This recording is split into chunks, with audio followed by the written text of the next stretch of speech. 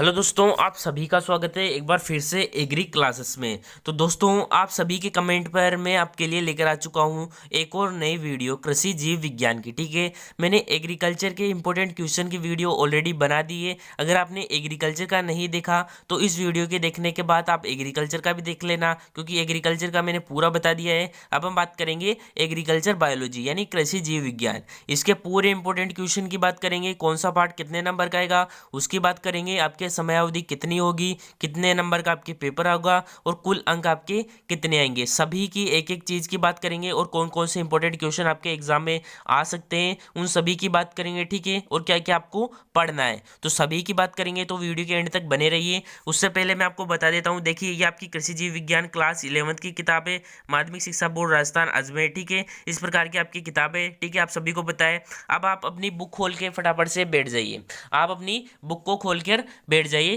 फटाफट से। तो शुरू का आपको पेज निकाल लेना है। यहाँ पर देखिए आपकी राजस्थान बोर्ड की जो बुक है उसका पहला शुरू का पेज आपको निकाल लेना है। यहाँ पर कृषि जीव विज्ञान। अब देखिए इसी के आधार पर आपका पेपर आने वाला है पूरा का पूरा। आपकी पूरी किताब में आपको दिया हुआ है कि कौन सा प्रश्न कितने नंबर का आएगा, किस प्रकार से क्वेश्चन आएगा, इसी के आधार पर दिया हुआ है। अगर आपने ध्यान से पढ़ा हो तो आप पूरे पेपर को इसी बुक के आधार पर पूरा कर सकते हैं। अब यहाँ पर देखिए, यहाँ पर दिया हुआ है कोड जो आपके पेपर होगा। ठीक है, जो आपका पेपर आएगा वार्षिक परीक्षा में उसका कोड आपको देख के पहचान जाना है। उसका कोड है यहाँ पर 39। तो इसको देख के आपको पहचान जाना है, क्योंकि इसी के आधार पर आपका पूरा का पूरा पेपर जो है आने वाला है। तो कोड को आपको इंपॉर्टेंट है, तो कोड आपको याद रखना है। कितना आएगा 39 जो है पेपर का, आपके आने वाला पेपर है उसका कोड होगा। इसी के आधार पर देखिए यहाँ पर पूरा सब कुछ यहाँ पर दिया हुआ है। देखिए यहाँ पर सैद्धांतिक प्रश्न पत्र आपके 3 घंटे और 15 मिनट की इसमें समयावधि होने वाली है और 70 नंबर का आपके सैद्धांतिक प्रश्न पत्र आएगा।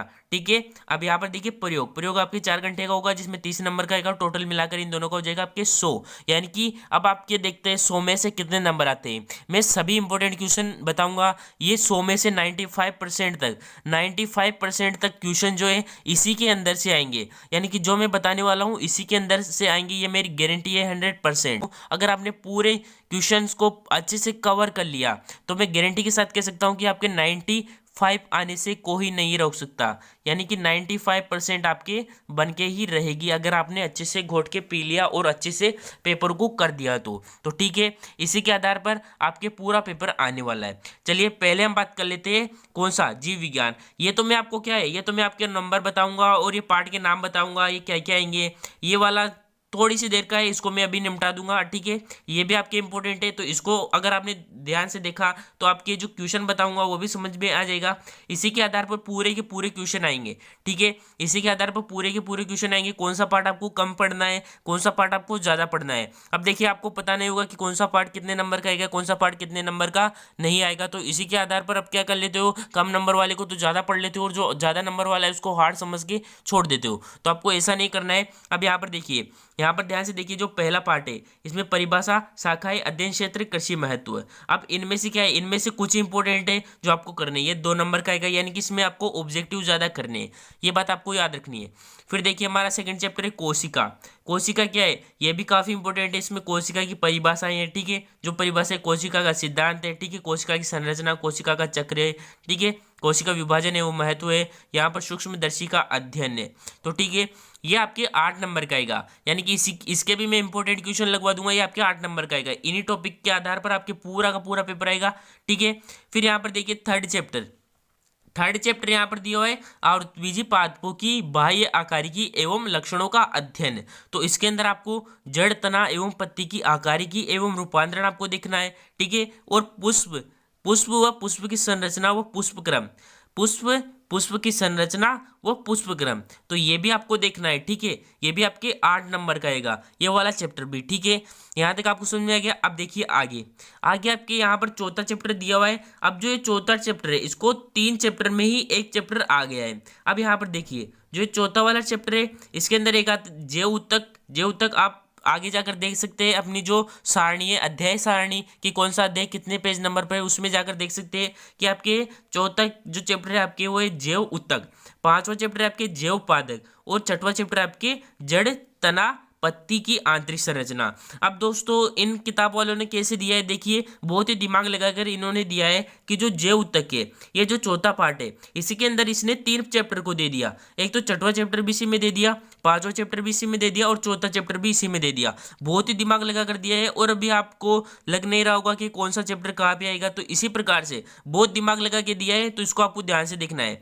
चौथा चैप्टर आपके यहाँ खत्म हो गया, इसमें आपको जंतु ऊतक करना है, ऊतक तंत्र यहाँ पर करना है, अंग एवं अंग तंत्र आपको करना है। फिर जो 5वां चैप्टर है आपके, उसमें पादप ऊतक आपको करना है। यहाँ पर क्या करना है, यहाँ पर विभजोतक करना है, स्थायी ऊतक करना है और विशिष्ट ऊतक करना है। तो ये इंपॉर्टेंट है, यानी कि ये तीनों पार्ट मिलाकर 10 नंबर के आएंगे। कितने नंबर के, 10 नंबर के आएंगे ये तीनों पार्ट मिलाकर। आपको एक चौथा पार्ट मिलाकर नहीं पढ़ना है कि ये 10 नंबर का आएगा, नहीं, ये तीनों पार्ट आपके 10 नंबर के आएंगे। तो ठीक है, यहाँ तक रेडी है, समझ में आ गया। अब देखिए 5वां मैंने आपको बता दिया। अब देखिए छठवां है, यहाँ पर देखिए, यहाँ पर दिया है जड़, तना, पत्ती की आंतरिक संरचना। तीनों की आंतरिक संरचना आपको ध्यान रखनी है। जड़ एवं तने की द्वितीयक वृद्धि, जो द्वितीयक दूसरी बार जो वृद्धि होती है वो किस प्रकार से होती है, देखिए जो पत्ती होती है, देखिए मान लीजिए ये हमारी पत्ती है, ये हमारी लीफ है, ठीक है। अब इस लीफ में क्या होता है, द्वितीय वृद्धि कहाँ से, जैसे मान लीजिए हमारे पास पत्थर चट्टा है, ठीक है। अब उसमें क्या होता है, उसमें पत्ती से नया पौधा निकल जाता है, यहाँ से यहाँ से यहाँ से यहाँ से, तो उसमें क्या है, इसे द्वितीय वृद्धि कहा जाता है। तो ठीक है, ये समझ में आ गया आपके, यानी कि ये तीनों चैप्टर आपके 10 नंबर के आएंगे, ये तीनों चैप्टर मिलाकर। अब देखिए दोस्तों, अब जो हमारा 7वां चैप्टर है, 7वां चैप्टर हमारा दिया हुआ है 5 नंबर पर, लेकिन ये चैप्टर 7वां है, तो आपको कंफ्यूज नहीं होना है। 5 नंबर पर दिया हुआ है तो 5 होगा नहीं, ये 7वां चैप्टर है, ठीक है। यहाँ पर दिया हुआ है आवृतबीजी पादपों में लैंगिक जनन एवं विकास। जो आवृतबीजी पादप होते हैं उनमें लैंगिक जनन एवं विकास, पादपों में जनन की विधियां। तो ये अकेला चैप्टर 7वां जो चैप्टर है आपके, ये अकेला चैप्टर आपके कितने नंबर का आएगा, ये आपके अकेला चैप्टर 8 नंबर का आएगा। इसलिए इस चैप्टर को आपको ध्यान से पढ़ना है। वो ऊपर वाले जो थे ये 10 नंबर के चैप्टर थे, लेकिन इसमें 3 आ रहे थे, यानी कि 3 नंबर का ये, 3 नंबर का ये और शायद 4 नंबर का ये आ सकता है। तो ठीक है, यहाँ तक आप समझ में आ गया। अब देखिए 7वें चैप्टर में और क्या क्या आएगा, परागण आएगा, परिभाषा और प्रकार। परागण कितने प्रकार के होते हैं, 2 प्रकार के होते हैं, एक तो स्वपरागण और पर परागण। निषेचन आएगा, भ्रूण एवं भ्रूणपोष का विकास आएगा, ठीक है। फल एवं बीज का विकास आएगा, फल का विकास किस प्रकार होता है, बीज का विकास किस प्रकार होता है, बीज की संरचना एवं अंकुरण, ठीक है, ये भी आपको पढ़ना है। अब फिर देखिए, फिर जो हमारा यहाँ पर जो दिया हुआ है, अब देखिए 6वें नंबर पर दिया हुआ है, लेकिन ये चैप्टर 8वां है, 8वां चैप्टर है, ये 9वां चैप्टर यहाँ पर दिया हुआ है, ठीक है, 10वां चैप्टर यहाँ पर दिया हुआ है और 11वां चैप्टर यहाँ पर दिया हुआ है। अब ये 4 चैप्टर इसमें फिर से आ गए। अब इन चारों चैप्टरों में मिलाकर आपके कितने नंबर के आएंगे, ये चारों चैप्टर आपके आएंगे 10 नंबर के, 10 नंबर के आएंगे। 4 चैप्टर है, लेकिन यहाँ पर इनको पूरे में एक में दे दिया हुआ है, लेकिन मैंने यहाँ पर पूरे को अलग अलग कर दिया है, ठीक है। यहाँ पर ये आपके 10 नंबर के आने वाले। अब देखिए 2.5 नंबर का ये, 2.5 नंबर का ये, 2.5 नंबर का ये और 2.5 नंबर का ये, यानी कि इसमें से कोई भी नहीं है, कुछ नहीं है, कोई सा चैप्टर भी ज़्यादा आ सकता है, कौन सा चैप्टर भी कम नंबर का आ सकता है। मान लीजिए इस चैप्टर का एक ही क्वेश्चन आए और इस चैप्टर का 5 नंबर का एक क्वेश्चन आ जाए बड़ा वाला, इस प्रकार से भी हो सकता है। तो ठीक है, मैं आपको अभी सारे इंपॉर्टेंट क्वेश्चन लगवा दूंगा, पहले इसको आपको समझने की जरूरत है। इंपॉर्टेंट क्वेश्चन लगाने से कुछ नहीं होगा, अगर आपने जो आरबीएससी बुक है उसकी स्ट्रेटजी, उसके माइंड को अगर आपने समझ लिया तो आप अच्छी से अच्छी परीक्षा में भी अच्छे से अच्छे नंबर ला सकते हो, ठीक है। यहाँ तक समझ आ गया। 10 नंबर का आपकी चारों चैप्टर होने वाले। यहाँ पर देखिए वर्गीकी, इसकी परिभाषा आपको पढ़ना है, वर्गीकरण के प्रकार, कृत्रिम प्रकार, प्राकृतिक प्रकार, ठीक है। यहाँ पर सजातीय वर्गीकरण, तो ये पढ़ना है। नामकरण सिद्धांत और नामकरण पद्धति, द्विनाम पद्धति आपको याद रखनी है। यहाँ पर जंतु वर्गीकरण, कौन से अकशेरुकी जंतु संघ स्तर तक का वर्गीकरण, कशेरुकी जंतु स्तर तक वर्गीकरण, तो ये दोनों प्रकार की स्तर तक वर्गीकरण है, तो ये आपको करने हैं। कृषि महत्व के जीव जंतु, इसमें से जो हमारी हाफ ईयरली एग्जाम था उसमें बहुत ही इंपॉर्टेंट और बहुत ही ज़्यादा क्वेश्चन आए थे इस वाले चैप्टर में से, तो इस चैप्टर को आपको कम पढ़ना है, क्योंकि अर्धवार्षिक में इसके क्वेश्चन आ चुके थे, तो ठीक है, उनको आपको नहीं पढ़ना है। और जो अब वार्षिक में आएंगे, यानी कि कम पढ़ना पड़ेगा, ज़्यादा नहीं पढ़ना पड़ेगा, ठीक है। अब यहाँ पर देखिए, यहाँ पर जो हमारा 11वां वाला चैप्टर है, ये है हमारा पादप वर्गीकरण। इसमें थैलोफाइटा, ब्रायोफाइटा, हेरिडोफाइटा, जिम्नोस्पर्मी एवं एंजियोस्पर्मी। अब मैं आपको इन दोनों में बता दूं कि जिम्नोस्पर्मी और एंजियोस्पर्मी ये बहुत ही इंपॉर्टेंट है, ये दोनों बहुत ही इंपॉर्टेंट है, इनको आपको अच्छे से कवर करना है। अब देखिए, अब हम आ जाते हैं 12वें चैप्टर की ओर। जो आपके 7 नंबर का लिखा हुआ है वो आपके 12वां नंबर का चैप्टर है, ये बात आपको याद रखना है। प्रमुख आवृतबीजी पादप कुलों का अध्ययन, जो आवृतबीजी पादप कुल है उनका अध्ययन, ये आपके 8 नंबर का आएगा, ये बात आपको याद रखनी है। मैं आपको इस चैप्टर में एक चीज बताना चाहता हूँ कि ये वाला जो चैप्टर है, ये 8 नंबर का जो चैप्टर आने वाला है, ये चैप्टर अकेला चैप्टर आपके 8 नंबर का आएगा। ये अकेला का अकेला चैप्टर कितने नंबर का आएगा? 8 नंबर का आएगा। अब देखिए दोस्तों, इसमें एक ध्यान से मैं आपको एक चीज बताना चाहता हूँ, इसमें 6 कुल है। एक है ब्रेसिकेसी, एक है malvaceae, cucurbitaceae, solanaceae, fabaceae, poaceae, gramineae. ठीक है, तो ये 6 कुल आपके दिए हुए हैं। ठीक है, अब ये 6 के 6 कुल में क्या हो रहा है, अब ये 8 नंबर का चैप्टर आएगा, तो इन 6 के कुलों में से एक कुल आपको इतना अच्छे से तैयार करना है कि आपको पूरा है। क्योंकि ये क्वेश्चन अथवा में आ सकता है कि मान लीजिए सोलेनेसी या कुकुरबिटेसी, इन दोनों में से किसी एक कुल का वर्गीकरण कीजिए। तो अगर आपने पूरा वर्गीकरण कर दिया तो 5 या 4 नंबर का जो क्वेश्चन होगा उसमें से आपको पूरा का पूरा वहीं पर मिल जाएगा। अब देखिए, यहाँ पर दिया हुआ है राजस्थान औषधियों का महत्व के पौधे, तो ये इंपॉर्टेंट नहीं है। यहाँ पर देखिए अफीम, गूगल, अश्वगंधा, शतावरी और ग्वारफाटा, तो ये भी बहुत इंपॉर्टेंट है। अब इसमें से आपको अफीम और अश्वगंधा और शतावरी, ठीक है, इन तीनों को अच्छे से याद कर लेना है, क्योंकि इनमें से 2 या 3 नंबर का एक क्वेश्चन जरूर आएगा, ये मेरी गारंटी है। ठीक है, बहुत ही छानबीन कर मैंने क्वेश्चन लगाए। ठीक है, यहाँ तक रेडी है। अब देखिए, जो 8 नंबर पे 13वां क्वेश्चन आनुवंशिकी, 8 नंबर पे 13वां अध्याय आनुवंशिकी। अब आनुवंशिकी आपके 4 नंबर का आएगा। इस 4 नंबर को कम मत समझना, बहुत ही ज्यादा नंबर होते हैं 4, तो ठीक है, इसको आपको अच्छे से पढ़ना है। पहले आनुवंशिकता और आनुवंशिकी, इन दोनों में अंतर भी आ सकता है। ठीक है, वंशानुगति के नियम, प्रमुख शब्दावली, तो ये भी आपके आ सकते हैं, तो इनको अच्छे से पढ़ना है। फिर यहाँ पर देखिए, यहाँ पर जो आपके 14वां पार्ट आएगा 9 नंबर पर, यह आएगा आपके पादप कार्यकी में। अब देखिए, ये 8 नंबर का आएगा। अब जो हमारे 14 नंबर का पार्ट है, अब इस 14 नंबर से नीचे नीचे के पार्ट है ना, वो बहुत ही छोटे हैं, 1-1 नंबर के आएंगे, 2-2 नंबर के आएंगे, इसलिए आपको इनको ना के बराबर पढ़ना है बिल्कुल भी। यानी कि अगर आप वार्षिक परीक्षा में अच्छे नंबर ला सकते हो तो आप इनको बिल्कुल भी यानी कि ना के बराबर पढ़ लेना, यानी शॉर्ट क्वेश्चन है उनको ज़्यादा पढ़ लेना। ठीक है, यानी कि अगर आप जेड क्लियर करना चाहते हो तो जेड के लिए तो बहुत इंपॉर्टेंट है, जेड के लिए तो बहुत इंपॉर्टेंट चैप्टर है, लेकिन वार्षिक परीक्षा में जो भी आपके वार्षिक परीक्षा आने वाली है, ठीक है, वार्षिक परीक्षा के लिए बहुत ही ईजी है, यानी कि बहुत ही आसान है। आपको छोटे छोटे क्वेश्चन जो आपके जो MCQ होती है, जो MCQ होते हैं, ठीक है, उनको आपको ज़्यादा पढ़ना है, क्योंकि इसमें से बहुत ही छोटे छोटे क्वेश्चन आएंगे। ठीक है, ये आपके चैप्टर 8 नंबर का होने वाला है। ठीक है, इसमें से जल प्रबंधन आपको पढ़ना है। अब ठीक है, 15वां चैप्टर है प्रकाश संश्लेषण, तो ठीक है, ये भी आपके 2 नंबर का आएगा। ठीक है, 8 नंबर यानी 2-2-2-2। ठीक है, श्वसन भी आपके 2 नंबर का आएगा। वृद्धि एवं वृद्धि नियंत्रण, ये भी आपके 2 नंबर का आएगा। ठीक है, तो इनको कम पढ़ना है। अगर वार्षिक की दृष्टि से अगर देखें तो बहुत कम पढ़ना है, लेकिन अगर जेड में नंबर लाना चाहते हो तो वार्षिक के बाद आप इनको पढ़ सकते हो अच्छे से। ठीक है, तो यहाँ तक समझ में आ गया। अब देखिए दोस्तों, यहाँ पर दिया हुआ है 10वें नंबर पर, 10वें नंबर पर हमारे दिया हुआ है 18वां अध्याय पारिस्थितिकी, जैव विविधता एवं पर्यावरण पारिस्थितिकी। ठीक है, यहाँ पर दिया है, इसके अंदर आपको पढ़ना है पारिस्थितिकी पढ़ना है। एक तो पारिस्थितिकी तंत्र, राजस्थान में संदर्भ, ये आपको अच्छे से पढ़ लेना है। 4 नंबर का आएगा। ठीक है, 4 नंबर का आएगा और 4 ही पार्ट है, 4 नंबर का आएगा, 4 ही पार्ट है, यानी ऑब्जेक्टिव में आएंगे सभी। ये भी ऑब्जेक्टिव में आएगा, ये भी ऑब्जेक्टिव में आएगा, ये भी ऑब्जेक्टिव में, ये भी ऑब्जेक्टिव में आएगा। ठीक है, तो ये फिर यहाँ पर देखिए 19वां पार्ट है सामाजिक वानिकी। ठीक है, पर्यावरणीय परिवर्तन में कृषि, तो यहाँ पर आ जाएगा जैव विविधता राजस्थान में संदर्भ में। ठीक है, राजस्थान में जैव विविधता बोर्ड, तो ये क्या है, ये बहुत ही सिंपल पार्ट है, सिर्फ 4 नंबर के आएंगे और 4 पार्ट है। आप इनमें पूरा दिन मत घोल देना, इनको आपको लगभग क्या कितना देना है, 1 घंटा देना है। 1 घंटे में चारों पार्ट को आपको पूरा घोल कर पी जाना है। शॉर्ट क्वेश्चन आपको इनके ज़्यादा याद करने हैं। अब देखिए, यहाँ तक आपको क्लियर है। अब देखिए आगे यहाँ पर देखिए, यहाँ पर हमारा दिया है कृषि जीव विज्ञान प्रयोग। कृषि जीव विज्ञान के जो प्रयोग दिए हुए 4 घंटे का आपके पेपर होगा और 30 अंक का आपके पूर्णांक होगा कृषि प्रयोग। ठीक है, ये समझ में आ गया। अब यहाँ पर देखिए सूक्ष्मदर्शी के विभिन्न भागों का अध्ययन, 2 नंबर का आएगा, ये 2 नंबर का, 2 नंबर का, 3 नंबर का, 5 नंबर का, इसी प्रकार आप पढ़ते जाइए। ठीक है, बहुत ही सिंपल है, ज़्यादा हार्ड नहीं है। अब प्रयोग के वैसे भी नंबर आपको मिल जाते हैं। ठीक है, ये इस प्रकार से प्रयोग आएंगे। तो यहाँ तक क्लियर है। अब हम चलते हैं हमारे क्वेश्चन की ओर, बहुत ही ज़्यादा टाइम हो चुका है, क्वेश्चन की ओर हम चलते हैं।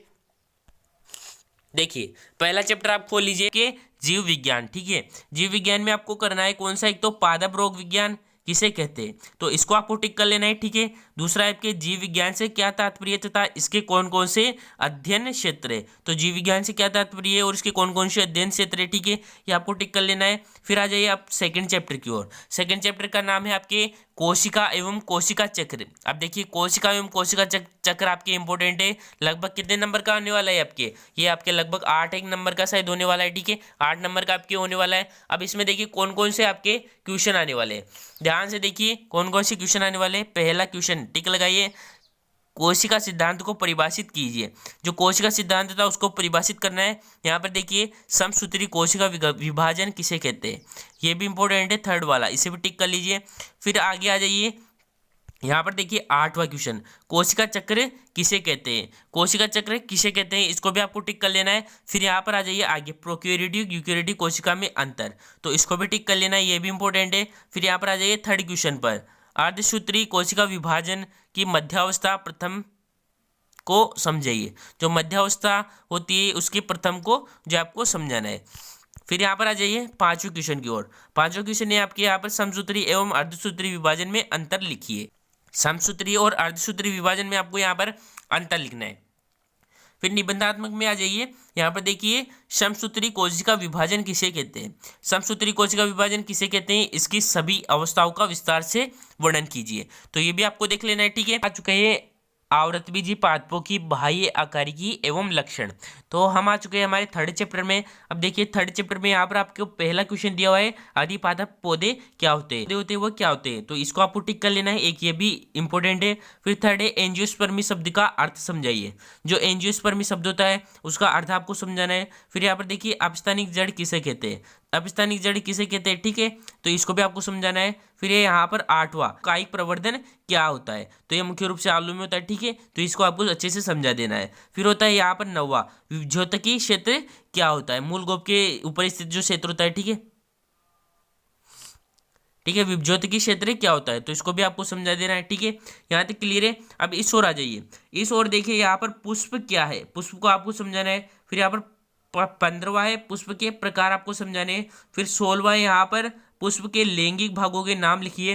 फिर 17वां है पुष्प के कारिकी भागों के नाम बताइए। तो यहाँ तक आपको टिक कर लेना है, ठीक है, बहुत ही इंपॉर्टेंट है ये जो मैं क्वेश्चन आपको बता रहा हूँ। फिर आपको टिक कर लेना है जलोद्भिद एवं मरोद्भिद में विभेद बताइए। जलोद्भिद क्या होता है और मरोद्भिद क्या होता है, इसमें आपको अंतर स्पष्ट करना है। फिर चौथा क्वेश्चन आपको टिक लगा देना है, यहाँ पर देखिए जड़ और तने में अंतर आपको बताना है। बहुत ही सिंपल क्वेश्चन है, ज़्यादा हार्ड भी नहीं है, ठीक है। ऊपरी भूस्तारी एवं भूस्तारी में अंतर स्पष्ट कीजिए। जो ऊपरी भूस्तारी होता है और भूस्तारी होता है उसमें आपको अंतर स्पष्ट करना है। फिर यहाँ पर 9वां है परकंद एवं घनकंद में अंतर बताइए। जो परकंद होती है और घनकंद होती है उसमें आपको यहाँ पर अंतर बताना है।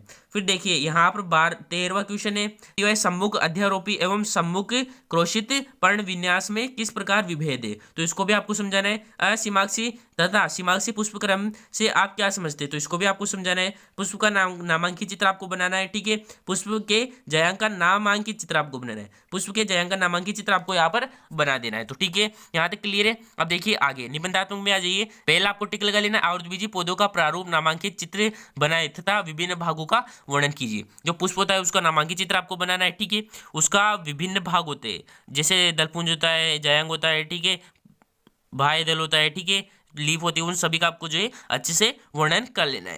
यहाँ पर चौथा क्वेश्चन दिया हुआ है, विभिन्न प्रकार की अपस्थानिक जड़ों का उदाहरण सहित वर्णन कीजिए। जो अपस्थानिक जड़ होती है उनका उदाहरण सहित आपको वर्णन करना है।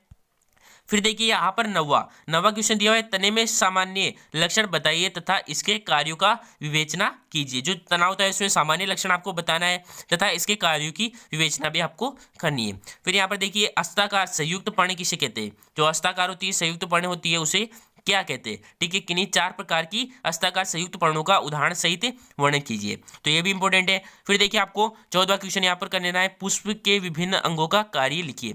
जो पुष्प होता है उसके विभिन्न अंगों का क्या कार्य होता है, ठीक है। जो उसके पत्ते होते हैं यानी कि दलपुंज होता है जो आंतरिक भाग में होता है, उसका कार्य क्या होता है, वह रंग बिरंगा होता है, वो कीटों को आकर्षण करता है जिससे उसमें परागण हो सके, ठीक है। तो इसी प्रकार उसके बाह्य दल का, जयांग का, ठीक है, वर्तिका आग्र का क्या करती है, परागण को जो हमारा अंडाशय होता है वहां तक पहुंचाने का कार्य करती है। तो इस प्रकार आप सभी का वर्णन कर दीजिए, बहुत ही सिंपल है, ठीक है। फिर यहाँ पर 15वां क्वेश्चन है, पुष्पक्रम क्या है, ये कितने प्रकार का होता है। जो पुष्पक्रम होता है वो क्या है, वो ये कितने प्रकार का होता है, तो ये भी आपको टिक कर लेना है। फिर देखिए फिर यहाँ पर दिया हुआ है अति लघुतरात्मक। अभी अति लघुतरात्मक में आपके चौथे चैप्टर का जिसका नाम है जैविक उत्तक, जैविक उत्तक में आपको करने लेना है अति लघुतरात्मक में पहला वाला, औतिकी के जनक का नाम बताइए। औतिकी के जनक कौन थे, इनका नाम आपको बताना है, ठीक है। फटाफट से कमेंट बॉक्स में बता दीजिए कि औतिकी के जनक कौन थे, ठीक है। अब यहाँ पर देखिए तंत्रिका उत्तक किस कोशिका का बना होता है, जो तंत्रिका उत्तक है वो किस कोशिका का बना होता है, इसको भी आपको बता देना है, ठीक है। फिर यहाँ पर देखिए जो आपको करना है कौन सा वाला, पहला वाला क्वेश्चन है, उपकला उत्तक के कार्य बताइए। जो उपकला उत्तक है उसके कार्य आपको बता देना है। फिर देखिए फिर यहाँ पर सेकंड करना है, यहाँ पर पेशी उत्तक कितने प्रकार की होती है वर्णन कीजिए। जो पेशी उत्तक होती है वो कितने प्रकार की होती है उसका वर्णन आपको अच्छे से कर देना है। तो ठीक है, जैविक उत्तक वाला हमारा चैप्टर समाप्त हो चुका है। अब हम आ चुके हैं पादप उत्तक की ओर। देखिए पादप उत्तक में आपके जो पहला क्वेश्चन, सॉरी इधर लघुतरात्मक रह गया है, लघुतरात्मक में आपको टिक कर लेना है। एक तो पहला, उत्तक किसे कहते हैं, उत्तक किसे कहते हैं, तो पहला टिक कर लेना है। तीसरा टिक कर लेना है आपको स्तंभ के पर्व की लंबाई के लिए कौन सा उत्तक उत्तरदायी है, तो इसको भी आपको टिक कर लेना है। फिर यहाँ पर देखिए काष्ठ मर्दूतक किसे कहते हैं, पांचवा वाला काष्ठ मर्दूतक किसे कहते हैं, तो जाइलम को कहते हैं, ठीक है। जाइलम को क्या कहते हैं, काष्ठ मर्दूतक कहते हैं, ठीक है। ये बात आपको टिक कर लेने। फिर यहाँ पर देखिए फ्लोएम की सह कोशिका का कार्य बताइए। जो फ्लोएम होता है उसकी सह कोशिका का आपको कार्य बताना है। फिर देखिए खुला संवहन पुल, बंद संवहन पुल में क्या अंतर होता है, तो इसको भी आपको बता देना है। जिसके अंदर एधा उपस्थित होती है वो खुला होता है, जिसके अंदर एधा उपस्थित नहीं होती वो बंद होता है, बंद पुल होता है, ठीक है। तो इस प्रकार से आपको पूरे को करके आना है पेपर में, एक भी क्वेश्चन आपके नहीं छूटना चाहिए। फिर लघुतरात्मक में आ जाइए, जो हमारा पादप उत्तक है उसका जो लघुतरात्मक प्रश्न है जिसका पहला क्वेश्चन है उसको टिक कर लीजिए। उसका नाम है, यहाँ पर दिया हुआ है विभज्योतक क्या है। विभज्योतक क्या है, इन उत्तक के प्रमुख लक्षण बताइए। जो विभज्योतक क्या होता है और इन उत्तकों के प्रमुख लक्षण क्या होते हैं। विभज्योतक का मतलब क्या हो रहा है, विभाजन, नाम से स्पष्ट हो रहा है कि विभज्योतक यानी विभाजन होने वाला उत्तक, ठीक है। उसे क्या कहते हैं, उसे विभज्योतक उत्तक कहते हैं। अब यहाँ पर देखिए यहाँ पर थर्ड दिया हुआ है, यहाँ पर कार्य के आधार पर विभज्योतक कितने प्रकार के होते हैं, वह इनके क्या कार्य होते हैं, तो ये भी इंपॉर्टेंट है, ये भी आपके आ सकता है। अब यहाँ पर देखिए यहाँ पर जो है उत्तक तंत्र क्या है, विभिन्न प्रकार के उत्तक तंत्र के बारे में बताइए, तो ये भी आपके आ सकता है। बहुत ही इंपॉर्टेंट क्वेश्चन है, एक भी क्वेश्चन फालतू नहीं है, बहुत ही ज्यादा इंपॉर्टेंट क्वेश्चन है। अगर आपने ध्यान से पढ़ लिया तो आपके पूरे नंबर पक्के हैं, ठीक है। यहाँ पर देखिए पहला विभज्योतक उत्तक का वर्गीकरण कीजिए। जो विभज्योतक उत्तक होता है उसका वर्गीकरण आपको यहाँ पर करना है, ठीक है। फिर थर्ड वाला यहाँ पर दिया है स्थायी उत्तक क्या है, किसी एक प्रकार का स्थायी उत्तक का उदाहरण सहित वर्णन कीजिए। तो उस स्थायी उत्तक, ठीक है, तो इनमें से एक प्रकार का जो स्थायी उत्तक है उसका आपको वर्णन कर लेना है। फिर देखिए फिर यहाँ पर पांचवा क्वेश्चन है विशिष्ट अथवा स्रावी उत्तक क्या है, इन्हें कितने भागों में विभाजित किया गया है, वर्णन कीजिए, ठीक है। तो इनको आपको कितने भागों में विभाजित किया गया है, इसकी परिभाषा और इनका एक का वर्णन आपको कर देना है, ठीक है। एक का वर्णन कर देना, ज्यादा नहीं करना है। फिर यहाँ पर देखिए अंतर बताइए। तो स्तंभ शीर्ष और मूल शीर्ष, स्तंभ शीर्ष क्या होता है, प्रकाश की ओर गति करता है, और मूल शीर्ष किसकी ओर, जल की ओर गति करता है, तो ये बात आपको याद रखनी है। फिर देखिए मर्दूतक और स्थूलकोण उत्तक, तो इसको भी आपको बता देना है। वाहिनिकाय एवं वाहिकाय में क्या अंतर होता है, चलनी नलिका एवं सह कोशिका में क्या अंतर होता है, तो ठीक है, यहां तक समझ में आ गया। अब आ जाइए आप अपने अगले चैप्टर जड़ तना एवं पत्ती की आंतरिक संरचना। जड़ तना एवं पत्ती की आंतरिक संरचना, तो इसके अंदर आ जाइए। इसके इंपॉर्टेंट क्वेश्चन बहुत इंपॉर्टेंट है, यहाँ पर देखिए ध्यान से। छठवें चैप्टर का अति लघुतरात्मक का पहला क्वेश्चन है, यहाँ पर ध्यान से देखिए। देखिए अति लघुतरात्मक प्रश्न है, यहाँ पर पहला है, यहाँ पर एक बीजपत्री जड़ में कितने संवहन पुल पाए जाते हैं। जो एक बीजपत्री जड़ होती है उसमें कितने संवहन पुल पाए जाते हैं, इसको आपको बताना है। फिर आपको टिक करना है तीसरा वाला क्वेश्चन, मूल रोम का क्या कार्य होता है। जो मूल रोम होते हैं उनका क्या कार्य होता है, ठीक है, ये भी आपको बता देना है। फिर यहाँ पर टिक कर लेना है आपको कौन सा वाला, डायरेक्ट 10वां वाला नीचे आ जाइए। यहाँ पर 10th वाला आपको टिक कर लेना है। 10th वाले का क्या नाम, एक बीजपत्री पादपों में किसके अभाव के कारण द्वितीयक वृद्धि नहीं पाई जाती। जो एक बीजपत्री पौधे होते हैं उसमें किसके अभाव के कारण जो है द्वितीय वर्दी क्या होती है, नहीं पाई जाती, तो इसको आपको टिक कर लेना है। ठीक है, अब यहाँ पर 12वां टिक कर लेना है आपको। यहाँ पर दिया है द्विबीजपत्री पौधों में कोर्क का निर्माण किस विभेदक द्वारा होता है, तो ये भी आपको टिक कर लेना है। ठीक है, यहाँ तक क्लियर है। फिर आपकी जो लघुत्रात्मक में उसमें आपको थर्ड टिक कर लेना है, एक बीजपत्री स्तंभ की आंतरिक संरचना के लक्षण आपको बताने हैं। ठीक है, फिर 5वां टिक कर लेना है। फिर आपको 5वां टिक कर लेना है, द्विबीजपत्री स्तंभ व एक बीजपत्री स्तंभ के सवन पुल में अंतर बताइए। जो ये दोनों पुल होते हैं इनके अंतर आपको बताने हैं। फिर आपको 8वां टिक कर लेना है, जो 8वां वाला है 8वां आपको टिक कर लेना है। ठीक है, वातरंध पर संक्षिप्त में टिप्पणी लिखिए। जो वातरंध है उस पर संक्षिप्त में आपको टिप्पणी लिखना है। फिर निबंधात्मक क्वेश्चन में आ जाइए। निबंधात्मक क्वेश्चन में आपको यहाँ पर टिक कर लेना है चौथा वाला आपको यहाँ पर दिया है समद्विपार्श्वी पर्ण की आंतरिक संरचना सहित चित्र सहित क्या करना है, सचित्र आपको समझाना है। ठीक है, फिर आपको 6वां क्वेश्चन यहाँ पर टिक कर लेना है, द्विबीजपत्री मूल में द्वितीयक वृद्धि को सचित्र समझाइए। तो जो द्विबीजपत्री मूल होती है उसमें जो द्वितीयक वृद्धि पाई जाती है उसका आपको सचित्र समझाना है। ठीक है, यहाँ तक क्लियर है। फिर आ जाइए आप 7वें चैप्टर में।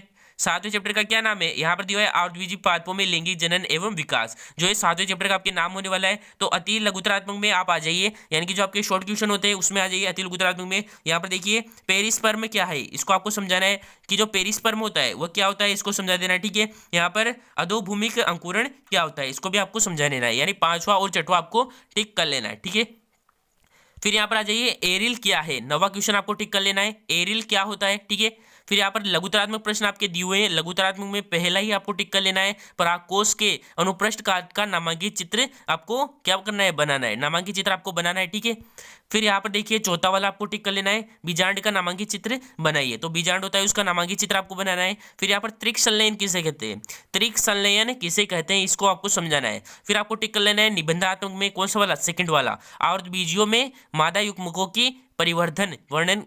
ठीक है, यहाँ पर थोड़ा कट गया है तो परिवर्धन का वर्णन करें। तो ठीक है, इस प्रकार से कोई क्वेश्चन होगा तो इसको आपको टिक कर लेना है। फिर आपको यहाँ पर चौथा वाला भी टिक कर लेना है। यहाँ पर दिया है भ्रूणपोष क्या है, विभिन्न प्रकार के भ्रूणपोषों का वर्णन कीजिए। तो ये क्वेश्चन जो इस चैप्टर में इंपॉर्टेंट थे मैंने आपको पूरे बता दिए। अब आ जाइए आप 8वीं में, जो 8वां चैप्टर है आपका उसका क्या नाम है, जीवों का वर्गीकरण। जीवों के वर्गीकरण में देखिए यहाँ पर आपके क्वेश्चन दिया हुआ है चौथा वाला। चौथा क्वेश्चन आपके दिया हुआ है लीनियस के वर्गीकरण पद्धति में कितने जगत है। जो लीनियस की वर्गीकरण पद्धति है उसमें कितने जगत है इसको आपको बताना है। फिर यहाँ पर देखिए प्राकृतिक वर्गीकरण समझाइए, जो प्राकृतिक वर्गीकरण है वो क्या होता है इसको समझाइए। फिर यहाँ पर देखिए यहाँ पर आपको निबंधात्मक में पहला टिक कर लेना है। निबंधात्मक में कौन सा टिक कर लेना है, पहला वाला, वर्गीकरण कितने प्रकार के होते हैं वर्णन कीजिए। तो इस प्रकार से वाला चैप्टर में हमारा समाप्त हो जाता है। ठीक है, अब हम आ जाते हैं 9वें चैप्टर की ओर। देखिए दोस्तों ये हमारा 9वां चैप्टर चालू हो चुका है। अब 9वें चैप्टर में क्या है, कुछ इंपॉर्टेंट चीजें जो मैं आपको बताना चाहता हूँ। देखिए दोस्तों फटाफट से पेज नंबर निकाल लीजिए। यहाँ पर देखिए पेज नंबर दिए हुए है 99, शायद 88 या 99 जो आपके पेज नंबर है। यहाँ पर देखिए पेज नंबर 99 को निकाल लीजिए फटाफट से, 99 पेज नंबर निकाल लीजिए। ठीक है, 99 पेज नंबर आपने निकाल लिया। अब यहाँ पर देखिए अकशेरुकी जंतुओं का संघ स्तर तक अध्ययन, जो अकशेरुकी जंतु होते हैं उनका संघ स्तर तक अध्ययन। ये वाली इमेज देखकर आप पेज नंबर निकाल लीजिए। ये वाली इमेज देखिए और पेज नंबर फटाफट से निकाल लीजिए। ठीक है, निकाल लिया आपने पेज नंबर। ठीक है, अब यहाँ पर देखिए अकशेरुकी जंतुओं का संघ स्तर पर अध्ययन, संघ स्तर तक अध्ययन। तो ये अकशेरुकी जंतु है सारे, तो इनका संघ स्तर तक अध्ययन पूरा दिया हुआ है। जैसे कि यहाँ पर दिया हुआ है, पहला दिया हुआ है पोरीफेरा। अब पोरीफेरा के लक्षण दिए हुए हैं। ठीक है, यहाँ पर पोरीफेरा दिया हुआ है पूरा, इस पोरीफेरा दिया हुआ है उसका पूरी डिटेल यहाँ पर दी हुई है और पूरे लक्षण यहाँ पर और यहाँ पर इसके पोरीफेरा के दिए हुए हैं। तो ठीक है, इनको आपको अच्छे से पढ़ लेना है। और इसके एग्जाम्पल देखिए, अगर आप मान लीजिए किसी संघ के बारे में लिखते हो तो सबसे पहले उसकी थोड़ी बहुत जानकारी आपको लिखनी है। लगभग 4 से 5 लाइन में आपको जानकारी लिख देनी है। नहीं भी आए तो लगभग 3 लाइन में तो कुछ भी बनाकर लिख दीजिए। फिर देखिए लक्षण, लगभग 6 से 7 लक्षण या 5 लक्षण तो आपको याद होने चाहिए। ठीक है, किसी संघ के। फिर यहाँ से 2 से 3 क्या करने हैं आपको, एग्जाम्पल याद करने हैं। यहाँ 1 या 2 एग्जाम्पल लिख दो तो भी ठीक है, लेकिन 3 एग्जाम्पल तो आपको लिखे ही आने हैं। ठीक है, यहाँ तक हो गया क्लियर। इसी प्रकार हमारा संघ नाइडेरिया है, तो नाइडेरिया या सिलेंट्रेटा जो ये संघ है तो इसको भी आपको याद कर लेना है। ठीक है, इसी प्रकार ये संघ है, इनको आपको कॉपी में लिख लिख के याद करना है। कॉपी में लिख लिख के याद करोगे तो क्या होगा, ये जल्दी जल्दी से याद हो जाएंगे। तो ठीक है, पेज नंबर पे आपको इसको टिक लगा लिया, इसको आपको अच्छे से कवर कर लेना है। फिर देखिए आगे आ जाइए, अरज्जुकी संघ एवं रज्जुकी संघ में तुलना। जो अरज्जुकी संघ होता है और रज्जुकी संघ होता है उसमें तुलना किस प्रकार होती है। मोस्ट इंपोर्टेंट क्वेश्चन है, मोस्ट इंपोर्टेंट क्वेश्चन है, 95% तक इसके चांसेस है आने के, तो इसको भी आपको क्लियर कर लेना है। फिर आप आ जाइए इसके नवा जो क्वेश्चन है जंतु वर्गीकी, तो इसके जो क्वेश्चन आंसर है वहां पर आ जाइए। ठीक है, वहां पर आने के बाद यहाँ पर अति लघुत्तरात्मक में आ जाइए। अति लघुत्तरात्मक में आपको टिक लगा लेना है पहलवा। पहला आपको टिक लगा लेना है केचुए में उत्सर्जन किसके द्वारा होता है, जो केचुआ होता है उसमें उत्सर्जन किसके द्वारा होता है, ये टिक लगा लेना है। फिर देखिए यहाँ पर आपके सेकंड दिया हुआ है कि इस संघ में सभी सदस्य समुद्रवासी होते हैं। जो कौन सा संघ है उसमें सभी सदस्य समुद्रवासी होते हैं, तो इसको भी आपको टिक लगा लेना है। ठीक है, यहाँ तक समझ में आ गया। फिर देखिए आपको यहाँ पर लघुत्तरात्मक प्रश्न, लघुत्तरात्मक प्रश्न आपका यहाँ पर दिया हुआ है, वेरी इंपॉर्टेंट क्वेश्चन है, ध्यान से देखिए। फिर आपको सेकंड में टिक लगा लेना है अपृष्ठवंशी यानी अरज्जुकी जंतुओं को कितने संघों में बांटा गया है, उन संघों के नाम लिखिए। तो 10 संघों में बांटे गए, 10 संघों के आपको नाम लिखने हैं, जैसे निमेटहेलमिन्थेस, प्लेटीहेलमिन्थेस, ठीक है, प्रोटोजोआ, ठीक है, सिलेंड्रिका, आर्थ्रोपोडा, ठीक है, तो इस प्रकार से संघ है, तो उन संघों के आपको नाम लिखने हैं। फिर देखिए चौथा क्वेश्चन है एनिलिडा संघ के मुख्य लक्षण। जो एनिलिडा संघ है अब उसके मुख्य लक्षण, जैसे कि मैंने अभी आपको बताया था कि इस किस प्रकार से क्वेश्चन आएगा। अब देखिए आ गया ना क्वेश्चन एनिलिडा संघ के मुख्य लक्षण, तो इसको टिक लगा लेना है। फिर आपको पांचवा टिक लगा लेना है वर्ग एम्फीबिया के प्रमुख लक्षण। जो वर्ग एम्फीबिया होता है उसके प्रमुख लक्षण। फिर यहाँ पर देखिए छठवा वर्ग रेप्टिलिया के प्रमुख लक्षण। जो रेप्टिलिया वर्ग है उसके प्रमुख लक्षण आपको लिखने हैं। फिर देखिए यहाँ पर निबंधात्मक प्रश्न में आपके दिया है आर्थ्रोपोडा जंतु समूह का सबसे बड़ा संघ है। आर्थ्रोपोडा सबसे बड़ा संघ है, सभी को पता है, ठीक है। इसके प्रमुख लक्षण बताइए। अब देखिए इस प्रकार से आगे क्वेश्चन, तो यहाँ पर पहले आपको क्या करना है, आर्थ्रोपोडा की 4 से 5 लाइनों में थोड़ी बहुत जानकारी, फिर इसके लक्षण और फिर नीचे एग्जाम्पल, तो इस प्रकार से आपको कर लेना है। फिर देखिए थर्ड क्वेश्चन यहाँ पर सभी कशेरुकी वर्टिब्रेस्ट रज्जुकी कार्डेस्ट है, तो सभी रज्जुकी कशेरुकी नहीं होते। इस कथन को चित्र सहित यहाँ पर आपको शायद दिया होगा, ठीक है, थोड़ा सा कट गया है, तो इस कथन को आपको जो है समझाना है। ठीक है, यहाँ तक समझ आ गया। ठीक है, अब हम चलते हैं आगे। अब देखिए हमारा चैप्टर आ चुका है अगला वाला 10वां चैप्टर। 10वें चैप्टर का क्या नाम है आपके, कृषि महत्व के जीव जंतु। तो ठीक है, इस चैप्टर की अब हम बात करेंगे। तो यहाँ पर देखिए अति लघुत्तरात्मक दिए हैं और जो ये आपके ऑब्जेक्टिव क्वेश्चन दिए हुए हैं, ये वाले ऑब्जेक्टिव क्वेश्चन दिए हुए हैं। ठीक है, तो इन क्वेश्चन को आपको खुद कर लेना है, क्योंकि बहुत ही इंपॉर्टेंट, बहुत ही इंपॉर्टेंट भी और आसान भी है। तो ठीक है, बहुत ही आसान क्वेश्चन है, तो इनको आपको कर लेना है। जैसे कि थर्ड दिया हुआ है यहाँ पर, दीमक का वैज्ञानिक नाम बताइए, तो ओडेंटोटर्मिस अबेमस। तो ये क्या होता है, दीमक का वैज्ञानिक नाम होता है। तो इस प्रकार बहुत ही सिंपल क्वेश्चन है, तो इन सभी को आपको कर लेना है। ठीक है, अब यहाँ पर देखिए आपके अति लघुत्तरात्मक प्रश्न दिए हुए हैं, तो अति लघुत्तरात्मक प्रश्न आपको देखना है ध्यान से। यहाँ पर दिया है मधुमक्खी का कृत्रिम रूप से पालन किया जाता है, तो यहाँ पर थोड़ा सा कट गया है। ठीक है, तो इसको आपको कर लेना है, टिक कर लेना है पहले वाले को। दूसरा टिक कर लेना है आपको दीमक की वन्य जातियों के कौन से सदस्य होते हैं, तो इस प्रकार के ये क्वेश्चन यहाँ पर थोड़ा कट गया है, तो इसको भी आपको टिक कर लेना है। ठीक है, अब यहाँ पर देखिए यहाँ पर 5वां क्वेश्चन है चूहों के नियंत्रण हेतु जो विषैला चूहा बनाते हैं रसायन का उपयोग करते हैं। विषैला चूहा बनाते हैं, तो जो रसायन का उपयोग करते हैं वो कौन सा रसायन होता है, यहाँ पे आपको यहाँ पर बता दे रहे हैं। तो कि आपको पहला टिक लेना है मधुमक्खी का आर्थिक महत्व आपको बताना है। मधुमक्खी से परागण भी होता है, शहद भी मिलता है, ये बहुत ही ज़्यादा आर्थिक महत्व है, बहुत ही ज़्यादा। आपको एक लाइन वाइज आपको बता देना है। देखिए बायोलॉजी अगर आपने अच्छे से पढ़ी है तो बायोलॉजी आपको बहुत ही ईजी लगेगी, लेकिन अगर आपने बायोलॉजी नहीं पढ़ी तो वह सिंपल सी बात है, हार्ड आपको लगनी है तो लगेगी। इसीलिए बायोलॉजी को कहानियों की तरह बिल्कुल इंटरेस्ट से पढ़िए, ना कि रटा मारिए। तो ठीक है, आपको अच्छे से पढ़ना है। फिर देखिए यहाँ पर जो हमारा चौथा क्वेश्चन दिया हुआ है दीमक किन पदार्थों को खाकर अपना जीवन यापन करता है, तो ये भी आपको टिक कर लेना है। ठीक है, बहुत ही इंपॉर्टेंट क्वेश्चन है। फिर आपको टिक कर लेना है यहाँ पर 30वां, निबंधात्मक में 30वां, चूहे हमें किस प्रकार से हानि पहुंचाते हैं, तो प्रबंधन के उपाय आपको लिखना है। तो ठीक है, यहाँ तक क्लियर है हमारा चैप्टर। अब हम आ चुके हैं हमारा मोस्ट इंपोर्टेंट चैप्टर आपके यहाँ पर दिया हुआ है, क्या नाम है इसका, पादप वर्गीकरण। अब जो 11वां चैप्टर है आपके, ये दिया हुआ है पहला अति लघुत्तरात्मक का पहला, इसमें टिक कर लेना है सवाल किसे कहते हैं। दूसरा टिक कर लेना है क्रिप्टोगेमस व फेनेरोगेमस के विभेद आपको यहाँ पर बताना है। तो ठीक है, यहाँ पर आपको इसके विभेद बता देने। फिर लघुत्तरात्मक प्रश्न में आपको क्या करना है, लघुत्तरात्मक में आपको करना है सेकंड वाला ब्रायोफाइटा का विभाजन बताइए। तो ब्रायोफाइटा है उसका विभाजन बताना है। एंजियोस्पर्मी के सामान्य लक्षण आपको बताने, जो एंजियोस्पर्मी होते हैं उनके सामान्य लक्षण आपको बताने। एंजियोस्पर्मी बहुत इंपॉर्टेंट है, ये आपके आ सकता है, बहुत ही ज़्यादा इंपॉर्टेंट है। फिर देखिए यहाँ पर तीसरा आपको टिक कर लेना है वनस्पति जगत का आधुनिक वर्गीकरण बताइए। जो वनस्पति जगत है उसका आधुनिक वर्गीकरण आपको बताना है। अब आ जाते हैं हम हमारे most important very important chapter की ओर, जिसका नाम है प्रमुख आवृतबीजी पादप कुलों का अध्ययन। इस चैप्टर को मैंने मोस्ट इंपोर्टेंट इसलिए कहा क्योंकि ये अकेला चैप्टर आपके 8 नंबर का आने वाला है। अब देखिए 100 में से 8 नंबर कितने मायने रखते हैं। अगर आपकी 100 बन रही है तो उसके अंदर से ये वाला चैप्टर आपको नहीं आया तो देखिए आपने पूरे 8 नंबर गवा दिए।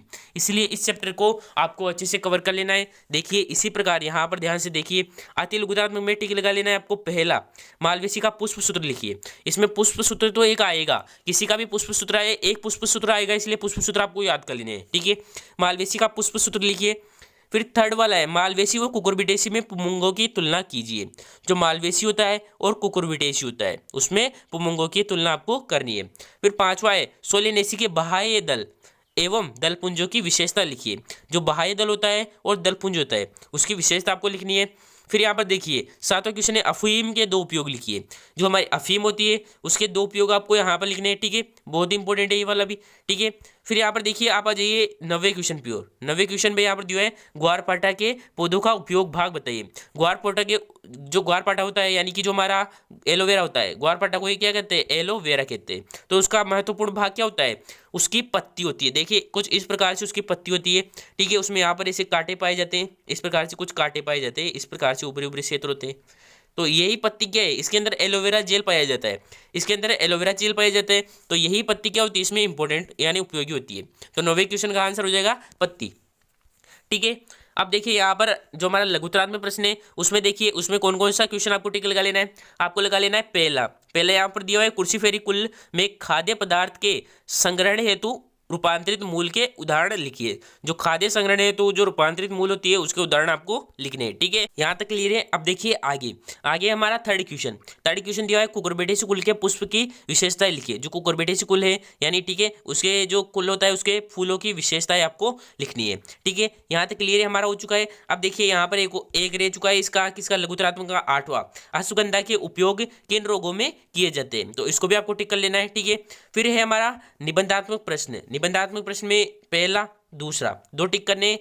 पहला है हमारा, ग्रेमिनी एवं कुकुरबिटेसी कुल का वर्णन निम्न बिंदु के आधार पर कीजिए। तो ये क्वेश्चन आ सकता है 100%, मेरी गारंटी है ये क्वेश्चन 100% आएगा आपके एग्जाम में। ठीक है, पहला है वानस्पतिक भाग, दूसरा है जनन भाग। तो इन दोनों के आधार पर इनका वर्णन करना है, विस्तार से वर्णन करना है। ठीक है, फिर देखिए सेकंड क्वेश्चन है, मालवेसी तथा सोलेनेसी कुल का वर्णन कीजिए तथा पुष्प सूत्र तथा पुष्प आरेख दीजिए। तो पुष्प सूत्र और पुष्प आरेख आपको जो यहाँ पर बना के देना है और वर्णन करना है। तो ठीक है, यहाँ तक क्लियर है। अब देखिए आगे हमारा चैप्टर, नेक्स्ट चैप्टर है।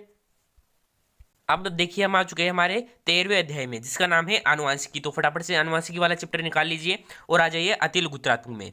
अब देखिए यहाँ पर दिया है सेकंड क्वेश्चन, यहाँ पर दिया है जीन प्रारूप को परिभाषित कीजिए। जो जीन प्रारूप होता है उसको परिभाषित आपको करना है। ठीक है, फिर आपको टिक कर लेना है 6वां क्वेश्चन, आणविक आनुवांशिकी एवं सर्जरी की से आप क्या समझते हैं। तो इसको भी आपको टिक कर लेना है। फिर यहाँ पर 9वां, मेंडल के प्रयोग में मटर के चयन का महत्व आपको लिखना है। ठीक है, तो ये भी आपको टिक कर लेना है। यहाँ तक ये आपके अति लघुत्तरात्मक प्रश्न है। अब देखिए आपके जो लघुत्तरात्मक प्रश्न थे उसमें आपको टिक कर लेना है, एक तो पहला और एक 5वां। तो पहला है, मेंडल के स्वतंत्र अपव्ययन के नियम को समझाइए। तो स्वतंत्र अपव्ययन के नियम को आपको समझाना है। ठीक है, फिर है 5वां, एकल संकरण की आनुवांशिकी को आरेख द्वारा समझाइए। एकल संकरण की आनुवांशिकी आपको आरेख द्वारा समझाना है। ठीक है, ये वाला क्लियर है। फिर आपको थर्ड क्वेश्चन यहाँ पर टिक कर लेना है, एकल संकरण की वंशानुगति का आरेख सहित वर्णन कीजिए। तो आरेख सहित वर्णन करना है। फिर चौथा है, 2 जीनों की वंशागति को आरेख द्वारा विस्तार से समझाइए। तो ये भी आपको टिक कर लेना है। जो आनुवांशिकी चैप्टर है आपके ये 4 नंबर का होने वाला है। ठीक है, तो इसमें जो क्वेश्चन इंपॉर्टेंट थे मैंने आपको पूरे बता दिए। अब आ चुका है हमारा 14वां क्वेश्चन। ठीक है, 14वां क्वेश्चन हमारे यहाँ से आ चुका है। तो ये चैप्टर आपके सिर्फ 2 नंबर का होने वाला है, तो इसको आपको ध्यान से देख लेना है।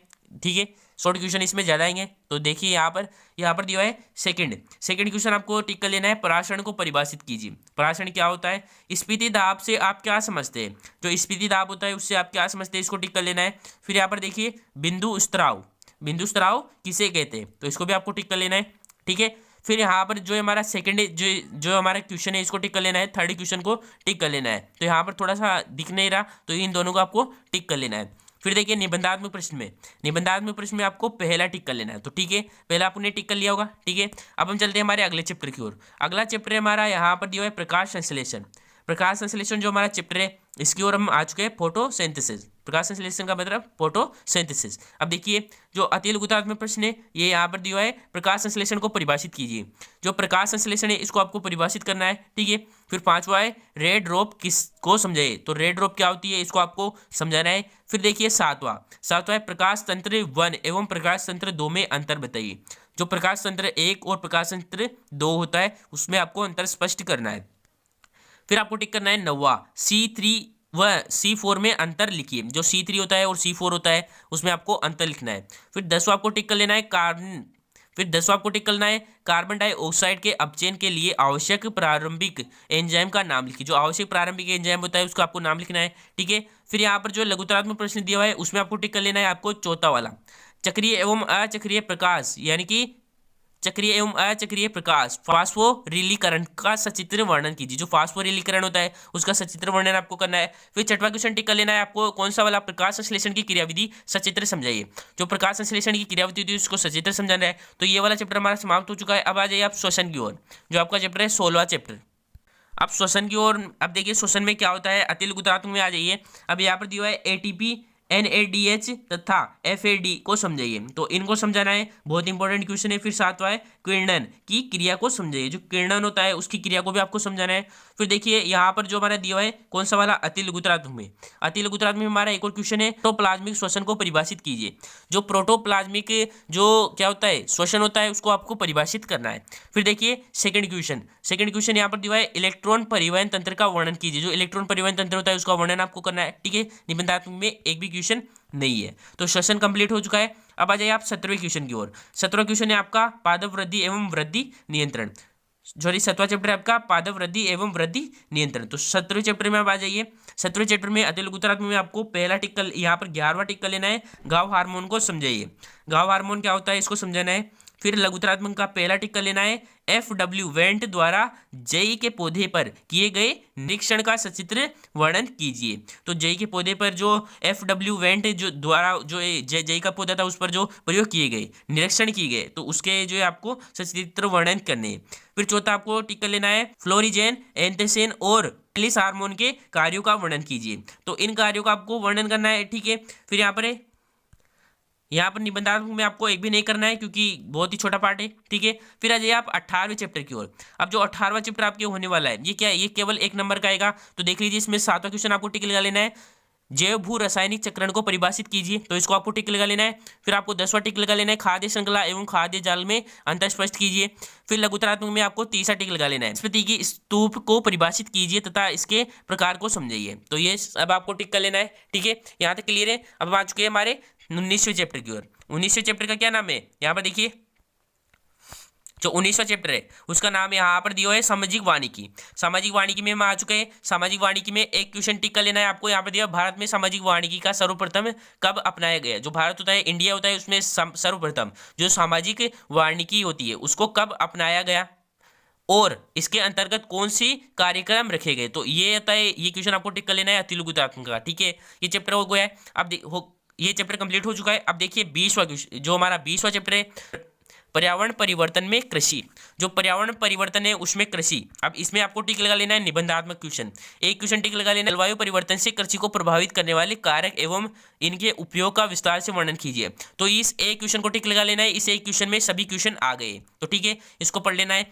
फिर देखिए 21वें में आपको टिक लगा लेना है। एक तो थर्ड क्वेश्चन, राजस्थान राज्य जैव विविधता बोर्ड कोई 2 कार्य लिखिए। जो राजस्थान राज्य है उसके जैव विविधता बोर्ड के कोई 2 कार्य आपको लिखने हैं।